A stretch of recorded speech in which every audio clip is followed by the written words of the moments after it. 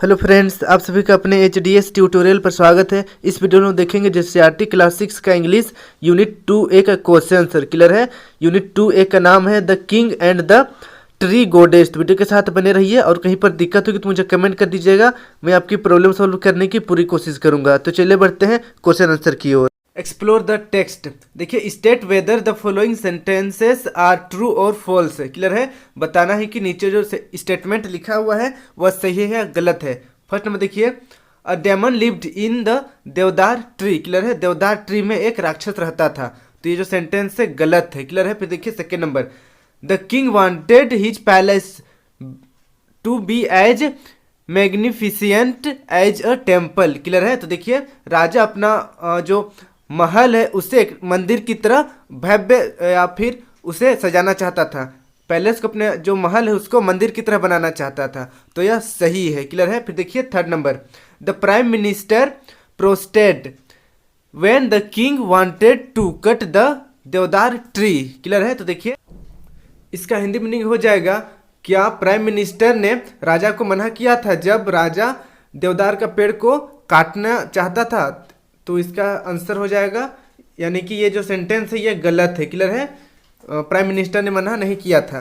फिर देखिए fourth number का क्वेश्चन है, the tree गोडेस spoke in a voice that was like the song of a bird. Clear है, इसका मतलब हिंदी मीनिंग ये हो गया कि ट्री गोडेस मतलब पेड़ देवी जब बोली तो क्या उसका आवाज चिड़िया का गाना के जैसा था। तो ये भी गलत है। क्लियर है, सेंटेंस गलत लिखा हुआ है। फिर देखिए फाइव नंबर सेंटेंस है, talking the example of the king on one built their houses of would buy anymore. तो इसका हिंदी मीनिंग हो जाएगा कि राजा का उदाहरण लेते हुए किसी ने भी अपने घर लकड़ी का नहीं बनाया। तो यह बिल्कुल सही है। क्लियर है। तो इस तरीके से ट्रू फॉल्स हमारा कंप्लीट होता है। हम लोग बढ़ते हैं नेक्स्ट क्वेश्चन आंसर की ओर। Answer the following questions. First number देखिए, why was the deodar chosen to build the palace. Clear है। तो इसका हिंदी मीनिंग हो जाएगा, देवदार को पैलेस बनाने के लिए मतलब महल बनाने के लिए क्यों चुना गया था। तो इसका आंसर हो जाएगा, the deodar was chosen to build the palace for being the tallest and strongest tree. Clear है। तो देखिए, देवदार को पैलेस बनाने के लिए मतलब देवदार वृक्ष को महल बनाने के लिए चुना गया था क्योंकि वह बहुत लंबा और स्ट्रोंग था। फिर देखिए सेकेंड नंबर का क्वेश्चन है, why couldn't the king's man bring the deodar tree from the forest. Clear है। तो इसका हिंदी मीनिंग हो जाएगा, राजा के आदमी देवदार के वृक्ष को जंगल से क्यों नहीं ले आए, मतलब लाने में क्यों असमर्थ थे। क्लियर है, क्यों नहीं ला पाए। तो इसका आंसर हो जाएगा, the king's man couldn't bring the deodar tree from the forest as they could never carry or drag them over so much difficult country as lay between the forest and the city. Clear है। तो इसका Hindi meaning हो जाएगा कि राजा के आदमी जंगल से देवदार के पेड़ को नहीं ला सकते थे क्योंकि वे जंगल और शहर के बीच ले जाने के दौरान उन्हें इतना मुश्किल देश में नहीं ले जा सकते थे। फिर देखिए three number, how did the people worship the deodar tree. तो इसका हिंदी मीनिंग हो जाएगा कि लोग मतलब पीपल थे मतलब लोग देवदार के पेड़ की पूजा कैसे किए। तो इसका आंसर हो जाएगा, द पीपल वर्शिप द देवदार tree by lighting their lamps and placing them on a circle around the tree. They hang their garlands upon the branches and tied nosegays among the leaves. Clear है। तो देखिए, इसका Hindi meaning हो जाएगा कि लोगों ने देवदार वृक्ष का पूजा किया। तो इस तरीके से किया, लोगों ने देवदार के वृक्ष पूजा अपने दीपक जलाकर और वृक्ष के चारों ओर एक चक्र में रखकर की। उन्होंने अपनी माला को शाखाओं पर लटका दिया और पत्तियों के बीच बांध दिया। क्लियर है। अब चलिए हम लोग बढ़ते हैं फोर नंबर का क्वेश्चन है, how did the prime minister and his man pay their respect to the tree goddess. तो इसका हिंदी मीनिंग हो जाएगा कि प्रधानमंत्री और उनके लोगों ने वृक्ष देवी के प्रति अपना सम्मान कैसे अदा किया। क्लियर है। तो देखिए इसका आंसर हो जाएगा the prime minister and his man came with garlands lamps and music to pay their respect to the tree goddess and to warn her that she must leave her abode. Clear है। तो इसका Hindi meaning हो जाएगा प्रधानमंत्री और उनके लोग वृक्ष देवी के प्रति सम्मान देने के लिए माला दीपक और संगीत के साथ आए। क्लियर है। तो चलिए हम लोग बढ़ते हैं 5 नंबर की ओर।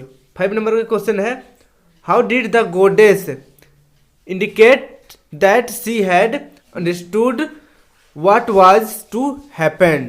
तो इसका हिंदी मीनिंग हो जाएगा कि देवी ने कैसे संकेत दिया कि वह समझ गई है कि क्या होना है, मतलब क्या घटना घटने वाला है। तो इसका आंसर हो जाएगा the tree goddess indicated that she had understood what was to happen. She reminded quite as a resting bridge for a few moments and all the leaves began to whimper and topmost branches bowed। तो इसका Hindi meaning हो जाएगा कि पेड़ देवी ने संकेत दिया कि वह समझ गई थी कि क्या होना है।